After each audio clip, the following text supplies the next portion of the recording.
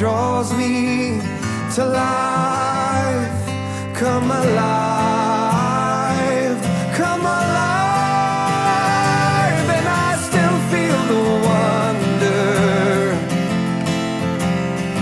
and I still feel the wonder, and I still feel the wonder. Oh, that time my soul felt alive. Oh, the wonder.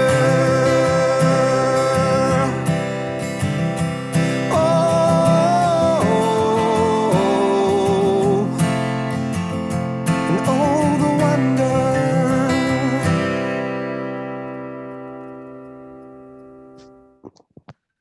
Hey, how are you? Can you The hear man me? of the hour, John Sierra. Can you hear me? Yes, can you hear me? Perfectly, man. How are you, John Sierra? I'm doing well, thanks. How do you pronounce your name? Jamie. Jamie. Okay, cool. Yeah, Nice to absolutely. meet you. Thanks for joining us. Yeah, thanks for having me. This Where are is you great. coming to us from, John? Raleigh. Raleigh. Beautiful. Research Yes, sir. Triangle. Yeah, man. Yeah. Where are you? Absolutely. Yo, you're in Nashville. Yeah. Nashville, John. Yeah, absolutely. But, to introduce you to our audience, obviously, you have this Friday from when we're taping this. So it'll probably be out like a week when we air it. And your EP is coming out. Really special album, by the way. It comes out 11/15. And of course, you were previously with a renowned Raleigh band, Atlas, as well. Yeah. So yeah, man, absolutely. Welcome to the show. Thanks for having me.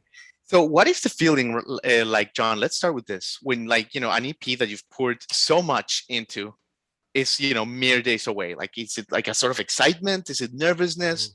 What are you feeling right now? That's a really good question. Uh, there's a mixture. Like, so I've gone through excitement. I've gone through fear, concern, some numbness, almost like I don't want to think about it. Like, what if this, the fear of like, what if this launches and it does nothing? Like all those Right. things are wrapped up. But there's also the excitement of like, I want to share these songs with others. Like some of the songs were not singles, like Maybe We're All and The Other Side of Grief. Those are Yeah, two of my favorite songs, and I hope that they impact folks when they listen to them. So like that makes me excited. definitely. No, they're very beautiful. We'll get to the songs. Actually, let's start. Let's start with a song. Actually, I was gonna get to it later, but like you're right. Like, when you're talking about like a lyric, like, choked by the grind of the 9 to 5. Desire started to die, and that's just track one of the album. Man, like it's like welcome to the EP. Like, so I guess the I guess the question is, John. So many with this stuff, right? This is obviously autobiographical. Doubts Yeah. that you had in your career. When you're in a situation as an artist, John, where the hill seems steep, where, man, you're like, just Mm, it just seems like a rough patch ahead.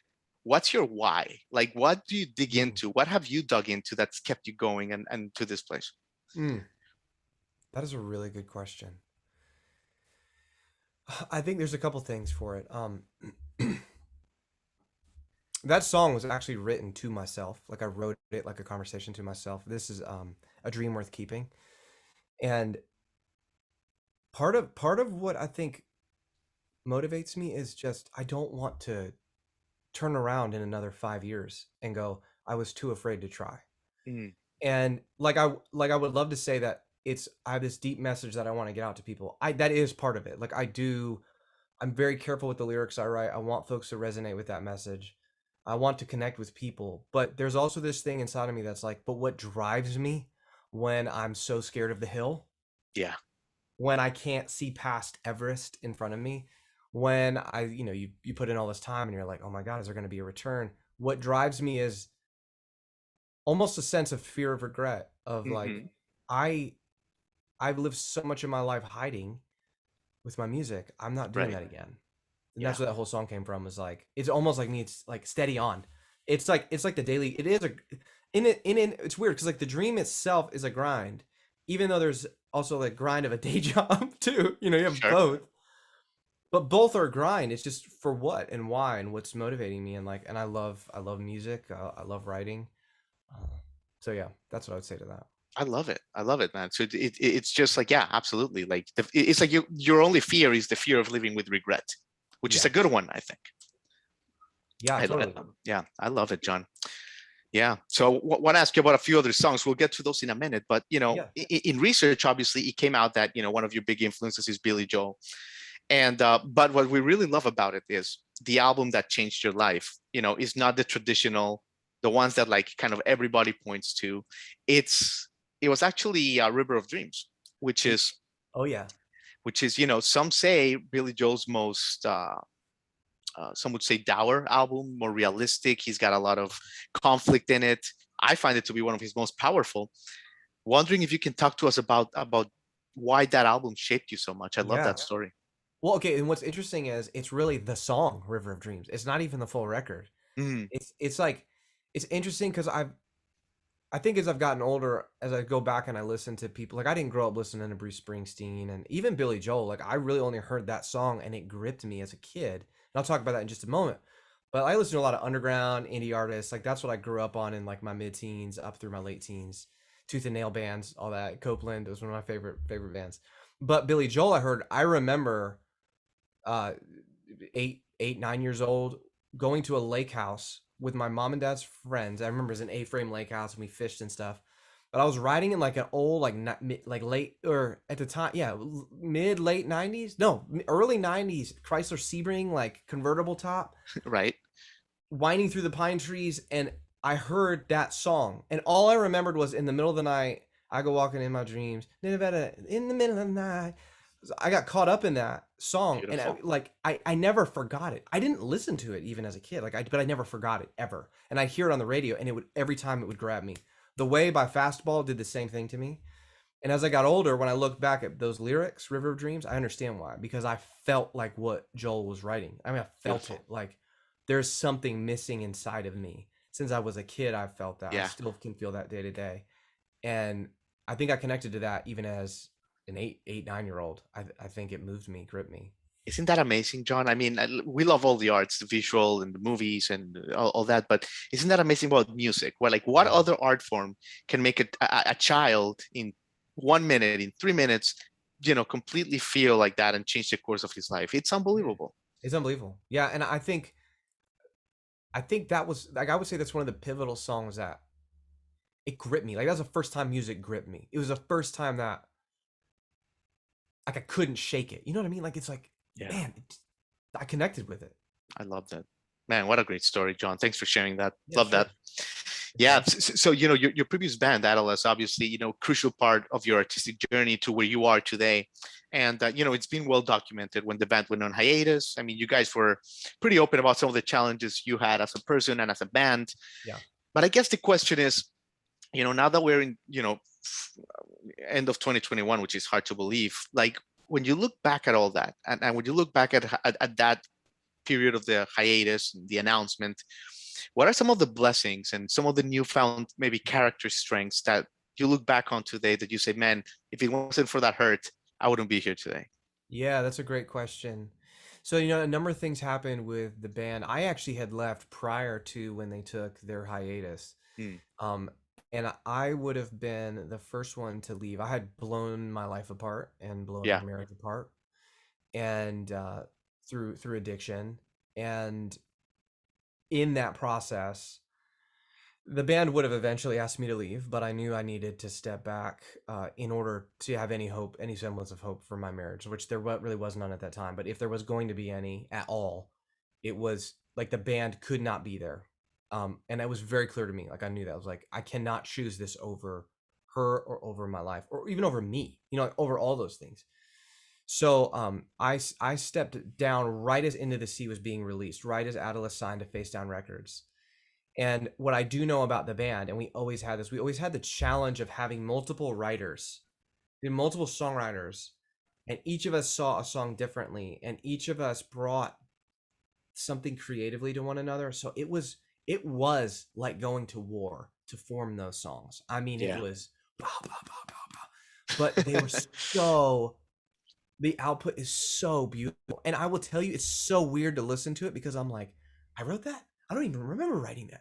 Like, where did I come up with that? How did I come up with that? That's not even possible. Like, So it's wonderful. almost like a divine kind of collaboration in a way Sure. with God. It's very interesting.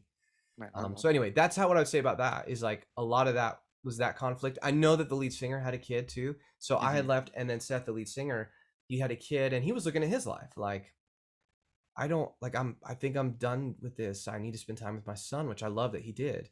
And he had other Yeah. dreams too. Like he illustrates child's books and things. It was really cool. Yeah. Yeah. I mean, it's funny how life and God and the universe works like that for sure, John. Totally. And, talking about the new songs, of course, I mean, you talk about like the other side of grief, which you briefly mentioned. That song struck a chord. I loved it. It's the one that you finished with. But, you know, I have to ask you, John, when you sing, you really put yourself out in these songs, like you don't give a damn, like this is who you are, these are your feelings for your fans and for the world to see. Are these songs hard to perform, John? Because like they are so personal. You really let us into your guts. Is it like also almost therapeutic, or is it like hard to perform these songs? Man, you asked some great questions. It depends. I'm working on this right now. Like as a person, I'm working on where my identity and my value does not rely on what other people perceive me as. That's what Yeah. I'm working on. Now, I will say that that's kind of a caveat of this whole thing, but I will tell you that like the other side of grief, it's really hard to perform when there's nobody listening. The Mm, whole song is about that. The whole first verse is about singing to a room that just echoes back because there's actually my house is full of people, but nobody's really listening. yeah. And the truth is, I really wanted my dad like to be engaged, and at the time he wasn't. Different now, but then he wasn't. Sure. And so it is hard to perform that one live. And I feel that often. Like the other day, I was playing a show, uh, is at like a brewery, and people are talking and they're doing their thing and they're not paying attention to me, and I have to like literally, it's a war in me. Like that's okay, John. It's okay. I don't Mhm. need them to engage me. I should still be able to show up and perform. That song in particular is hard though for me because it's like, man, it almost it almost feels like I'm like I am showing you my heart, and then people are just sort of like, oh, nice, like, yeah, Yeah. So that one is a challenge for me sometimes, and I have to like reorient myself to truth. Okay. This is not my identity. That's what I'd say Yeah. about that song. Yeah. It is a Is, challenge. why did you finish with that one, John? Obviously, they're all beautiful, but the track order, like, is so key, and like you did such a great job. But I'm curious, like, why did you finish with this one? That's one song I felt unbelievably strong about the placement. Mhm. And there's two reasons. One, almost all of my favorite songs from any record are the last song. I almost Yeah. almost synonymously, or it's in that last couple. Yeah. That's one. Two, it's the most, even the mix, the way that Kenny Varga mixed it, uh, and Shane, who's a producer, we talked about this. Like, it's the most raw sounding. Like the idea was it would sound as if you're in the room with me, For sure. and I think Kenny really captured that. And that's the other reason is like it felt like a bookend. It felt like you kind of go on this journey through that record, and then there's this song that, yeah, it does this. I mean, it takes you deep in, but the bridge leaves you with like, oh, made me cry. Like tears are a doorway to where there is actual healing. You It's know what I mean? Like it's incredible. like it's like Yeah. the end of the record is like, and I really believe God is in the midst of this, and I'm Yeah. not necessarily explicit in that song, but I would say that he's explicit in this, in that the healing is meant to be the end, not the pain. And Right. that's, it's like that encapsulate. It's weird because the record's called The Wonder, but that is part of the wonder. It's almost like it, like, I don't know, it like balances out the whole record. It just felt right in that last place. The pain is part of it. Like basically, it's part of the process. Yeah. But Man. it is the door to which we get to healing, because the reality is Absolutely. none of us escape life without pain. I wish it wasn't so, but the other side of that is it doesn't have to be the last word for any of us, no matter Sure. how bad we hurt. Sure. Man, it's super. I would love your album and love the way you finished it. Thank Like you.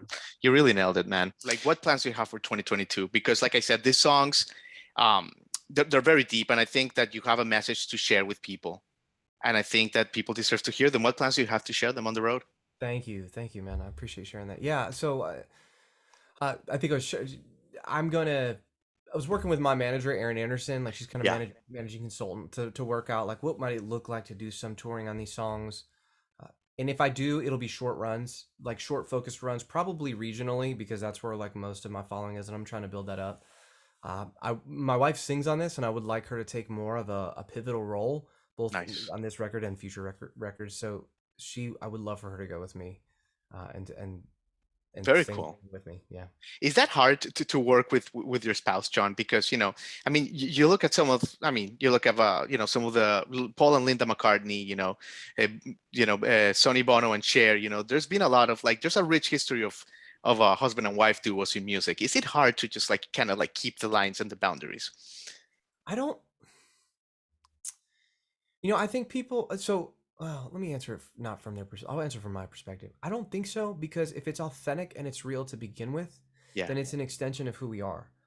And yeah, if we're not putting on a show to get people to like us, then yeah, it might just be real and grungy and grimy. Like, we're just in the middle of an argument, like we're pissed at each other, and then we're on stage. I haven't experienced that a ton, but that's how my approach will be. yeah. In terms of like with the studio, it was awesome actually. Like, I'm like, I don't want to share the stage with anybody else but my wife. Like, Nice. it's amazing, you know. I It's a love it, gift. man. Yeah.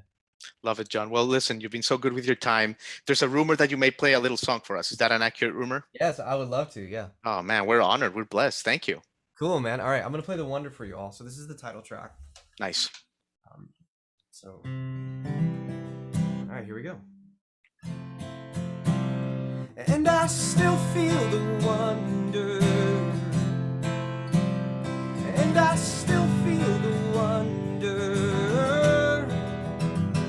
and I still feel the wonder, and all the time my soul felt alive.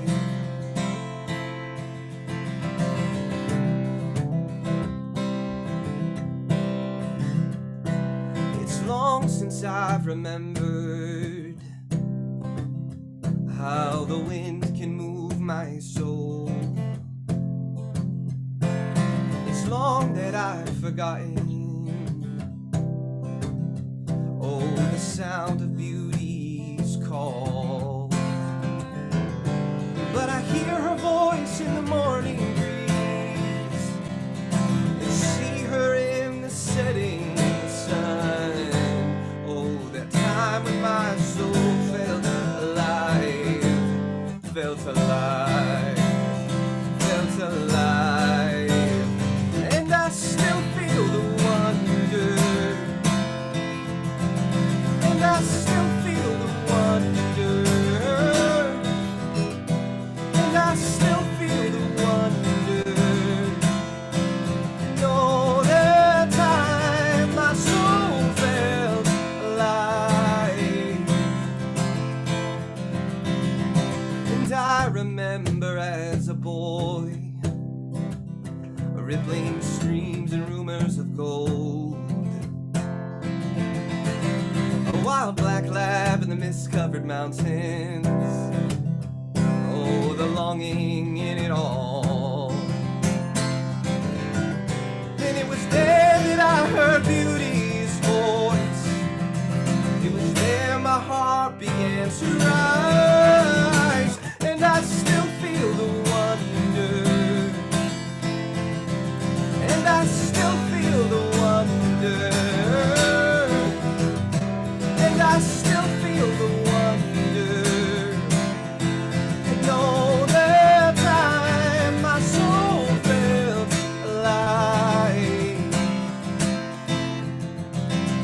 And behind every moment of beauty, a subtle memory of God. His love draws me to life.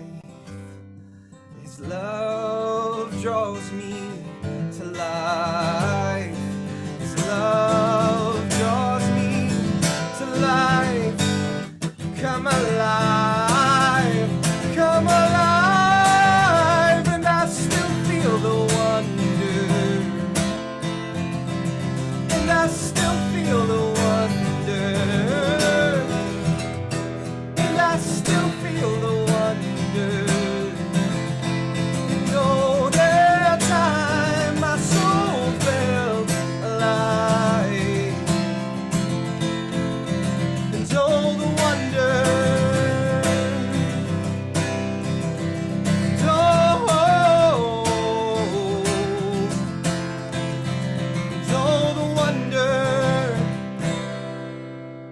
Unbelievable.